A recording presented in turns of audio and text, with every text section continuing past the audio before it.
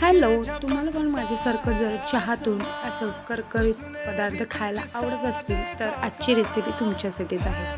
तर मी आज तिखट शंकरपाळ्या बनवणार आहे. त्यासाठी 1 कप मी मैदा घेतलेला आहे. त्यामध्ये जिरं, त्यानंतर गरम मसाला, लाल तिखट, चवीनुसार मीठ, गरम मोहन आणि ओवा घालून घेतलेला आहे.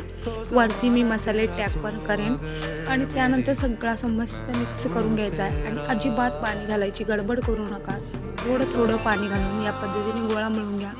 वरून थोडंसं तेल लावून घ्या आणि परत एकदा मऊसर गोळा मळून घ्या आणि त्यानंतर हे पीठ शक्य होईल तेवढं किमान 1 तास तरी रेस्टसाठी ठेवून द्या.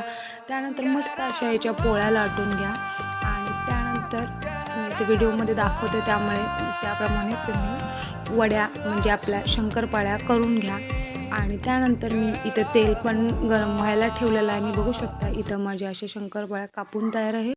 आता उकळत्या तेलामध्ये आपल्याला ह्या मस्त अशा आता फ्लेम लो करून घ्यायच्या आणि मस्त अशा खरपूस भाजून घ्यायच्या आहेत आणि तुम्ही शक्य तेवढ्या मिक्स करत राहा जेणेकरून त्या करपल्या नाही पाहिजेत आणि थोडासा कलर चेंज झाला की आपल्याला कळून जाईल आणि बघू शकता इथं त्याचा किती क्रिस्पी आणि छान असा आवाज येतोय त्यावरूनच तुम्हाला कळत असेल की ते किती कुरकुरीत झालेले आहेत.